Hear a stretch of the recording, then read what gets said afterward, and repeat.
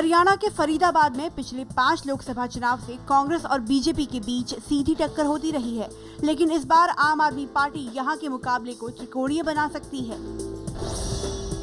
कांग्रेस के अवतार सिंह भडाना फरीदाबाद के सांसद हैं और कांग्रेस ने फिर से उन्हीं को चुनावी मैदान में उतारा है, जबकि बीजेपी ने कृष्णपाल गुर्जर को अपना प्रत्याशी बनाया है। पुरुषोत्तम डागर आपके उम्मीदवार हैं।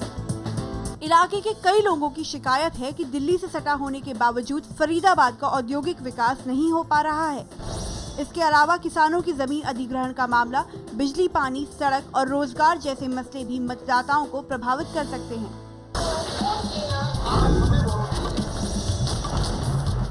अब तक आपने देखी 109 सीटों से नुक्कड़ बहस। आज देखिए 110वीं सीट से नुक्कड़ बहस। दिल्ली यहां से सिर्फ 10 कोस दूर है, लेकिन संसद के लिए सियासी जंग आज से ही शुरू हो चुकी है। ये फासला कौन पूरा करेगा और कौन इस रास्ते में अधूरा ही छूट जाएगा, ये तो 16 मई को तय होगा। लेकिन आज बारी प्रधानमंत्री की नुक्कड़ बहस में फरीदाबाद की है, जहां की जनता हमारे साथ मौजूद है, नेता हमारे साथ मौजूद हैं और ये बताएंगे कि आखिरकार कौन बनेगा इस बार प्रधानमंत्री। सबसे पहले जनता से जान लेते हैं कौन बनेगा प्रधानमंत्री। नरेंद्र मोदी।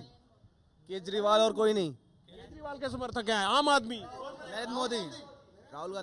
राहुल गांधी के भी हैं। तय करेगी कौन प्रधानमंत्री बनेगा, जनता तय करेगी कौन प्रधानमंत्री। जनता से ही जान रहे हैं कौन बनेगा। राहुल गांधी जी, कांग्रेस का ही बनेगा। राहुल गांधी जी बनेंगे माननीय प्रधानमंत्री। कांग्रेस के कार्यकर्ता मौजूद हैं, तो इस तरह से बहस को आगे बढ़ाते हैं। लेकिन फरीदाबाद में क्या है समीकरण? फरीदाबाद में बात करें तो ये कांग्रेस के पास पिछले 10 साल से सांसद की सीट है। अवतार सिंह भडाना यहां से 2 चुनाव जीत चुके हैं और इससे पहले भी वो एक बार 1991 में जीते थे, यानी 3 बार अलग अलग दौर में रह चुके हैं। लेकिन इस बार हैट्रिक बनाएंगे या नहीं, जानते हैं गुलशन बग्गा जी से। गुलशन जी, कांग्रेस के नेता हैं आप, इस बार गुर्जर साहब की हैट्रिक लगेगी या मामला गड़बड़ा रहा है? हैट्रिक लगेगी, क्योंकि इस वक्त जो विकास कार्य हुए हैं वो फरीदाबाद के अंदर ही नहीं अपितु पूरे हरियाणा के अंदर जो विकास कार्य हुए वो पहले कभी नहीं हुए। पिछले 9 साल के अंदर कितने फ्लाईओवर्स बने हैं, बाईपास बनी है, हमारे यहाँ मेडिकल कॉलेज आया है, विकास हुए। सीमा जी बीजेपी से। देखिए ये शहर पिछले 10 सालों से वेंटिलेटर पर चल रहा है। यहाँ से जितना लॉ का हम कह सकते हैं कि भाई जितना इधर लॉ एंड ऑर्डर खत्म हुआ है वो कहीं पर भी नहीं है। विकास के नाम पर देखना चाहें आप तो यहाँ के स्लम को आप देख सकते हैं। कोई आपका बाउंसर क्या होगा? आज जो हैट्रिक लगने वाली है उस हैट्रिक को रोकने के लिए अगर ये बाउंसर मारते हैं तो आप बल्ला कैसे घुमाएंगे? बिल्कुल आपके तो बल्ला घुमाने वाला ही नहीं है अभी। हमारा पहुंच रहा है और 2 घंटे में अनाउंस हो जाएगा और पहुंच रहा है आपके पास पवेलियन में। अभी इनके पवेलियन में है आईएनएलडी के राजीव जेटली साहब आपने टिकट तो अनाउंस कर दिए, लेकिन इस बार बिना सुप्रीमो के लड़ाई कितनी मुश्किल है। कैप्टन है ही नहीं। देखिए कैप्टन जल्दी बाहर आएंगे, लेकिन मैं दूसरी बात पे आना चाहता हूँ। वो इस बात पे आना चाहता हूँ कि मैं बग्गा साहब को अभी सुन रहा था। हमारे फरीदाबाद की विडंबना रही है कि अंगूठा छाप निकम्मे सांसद जो हैं हमें मिलते आए हैं। फरीदाबाद की जनता क्लेम करती है कि हरियाणा में हम सबसे पढ़े लिखे लोग हैं, उसके बावजूद सभी निकम्मे सांसद और मंत्रियों को यहाँ के लोगों ने चुनाव दिया है। आज जो हमारे उम्मीदवार हैं आर.के. आनंद जी, वो राज्यसभा से सांसद रह चुके हैं, लोकसभा से सांसद लड़ चुके हैं और हिंदुस्तान के जाने माने वकील हैं। हमारे सांसद जो हैं उन्होंने फरीदाबाद के ऊपर क्या करा है मैं आपको उसको बताना चाहता हूं। हमारे को एक JNURM करके स्कीम मिली थी, जिस स्कीम को ये वहां से रिट्रीव नहीं कर पाए, उसका बजट नहीं ले पाए और उसकी सब्सिडी भी सारी हटा ली गई है। आज फरीदाबाद की जनता के ऊपर अतिरिक्त बोझ आ चुका है। ये मेरे को लगता है हमारे ना तो सांसद, ना मंत्री, ना किसी भी कांग्रेस के नेता को पता होगा कि क्या प्रॉब्लम हमारे फरीदाबाद के साथ चल रही है इस स्कीम के तहत। आपको तो प्रॉब्लम ही नहीं पता है क्या? मैं क्यों नहीं मालूम जी, सब मालूम है, हमें प्रॉब्लम सब मालूम है। और JNRM में 2800 करोड़ रुपए का सैंक्शन हुआ है और बजट 700 करोड़ सीवर लाइन के लिए आए हैं। और लाइन तो बिल्कुल भी नहीं है। आप देखिए गलियों में जाके इतने गटर भरे हुए।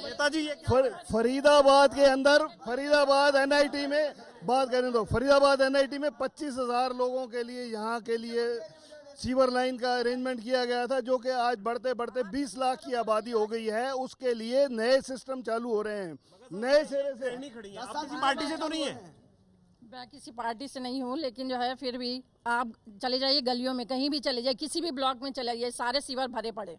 अच्छा, आम आदमी से जान लेते हैं। आम आदमी के उम्मीदवार हमारे साथ खड़े हैं पुरुषोत्तम डागर जी। डागर साहब, गलियां भरी पड़ी हैं, गंद बिखरा पड़ा है, हम भी देख रहे हैं। आप आखिरकार आपका झाड़ू कब चलेगा? सर झाड़ू शुरू हो चुका है, पूरे देश में शुरू हो चुका है। ये तो अब तक सफाई हो जानी चाहिए थी। सर अभी मौका मिलेगा, जनता साथ दे रही है, इस बार इलेक्शन में हम जीतेंगे और फिर इन गलियों को हम साफ करेंगे। इनके बस की नहीं है, पिछले 20 साल से देखते आ रहे हैं, ये सिर्फ बातें वही हर 5 साल बाद वही मुद्दे लेके जनता के बीच में जाते हैं।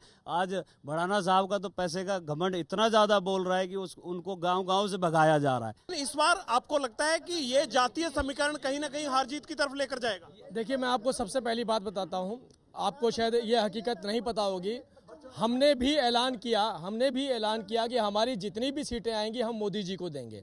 मुझे लेकिन मोदी जी ने तो मांगी नहीं आपकी सपोर्ट। को बताता हूं, क्योंकि हम भी आपके साथ अलायंस करने को तैयार नहीं है, आपने सारे जोर आजमाइश कर ली, INLD अकेली पड़ गई। इसीलिए बताना चाहता हूं, INLD यहाँ पे गैर सारे गुंडे जितने भी मोदी जी बचाएंगे।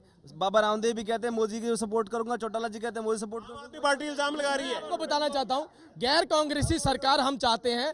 गैर कांग्रेसी सरकार अगर बनाने में सबसे बड़ा श्रेय हरियाणा में होगा तो INLD को होगा, ना ही बीजेपी को जाएगा और ना ही किसी और पार्टी को। बीजेपी नरेंद्र मोदी जी को अपनी अंतर कलह के चलते प्रधानमंत्री बनाना ही नहीं चाहती और यहाँ पे कांग्रेस की सत्ता वापस लेकर आना चाहती है। इनकी प्रदेश कार्यकारिणी इंडियन नेशनल लोकदल एक सीट निकाल के नरेंद्र मोदी जी को प्रधानमंत्री बनाएगी। मैं इसका आपको दावा के लिए ऐसे अगर आपको मदद नहीं चाहिए पर ये आ गया है। बिल्कुल नरेंद्र मोदी प्रधानमंत्री बनाएंगे। जो पार्टी से बड़े हो गए नरेंद्र मोदी। जो अच्छा होता है उसके लिए मदद को हर कोई चल करके आता है। तो ये तो खुद साबित कर रहे हैं कि मोदी जी जैसा मेंशन किया। मैं प्रदेश कार्यकारिणी भाजपा की बात नहीं कर रहा, भाजपा की प्रदेश कार्यकारिणी कांग्रेस को वापस दोबारा लेके आना चाहती है, हम नरेंद्र मोदी जी को लेके आना चाहते हैं, दोनों में फर्क है। बग्गा साहब, इनको तो बिना मांगे सपोर्ट मिल रही है, यूपीए का क्या हाल है? आपको तो कोई सपोर्ट करने, आपके तो बड़े बड़े नेता कह रहे हैं हमने चुनाव ही नहीं लड़ना। नहीं, सब लड़ रहे हैं, ऐसी कोई बात नहीं है। आप देखिए 2000 से लेकर 2005 तक जब INLD का शासन था और बीजेपी उसके साथ शामिल थी, उस समय के आप हालात देखिए, कानून व्यवस्था देखिए, उस वक्त का विकास देखिए, सारी चीजें देखें आप तो आपको पता लगेगा। बच्चे सुसाइड कर रहे हैं, यहाँ पे जगह जगह पे देखो जुआ अड्डे खुले हुए हैं, इनके मंत्री और इनके सांसद वो अपने जुए अड्डे चला रहे हैं, ये सारी चीज प्रूव हो चुकी है। कांग्रेस के नेता ही कैसीनो चला रहे हैं, टीम लोग में सब बच्चों को खराब कर रखा है कांग्रेस के नेताओं ने। बच्चे खराब कर दिया। बच्चे कैसे खराब हो जाते हैं? ये बच्चे खराब हुए या नहीं?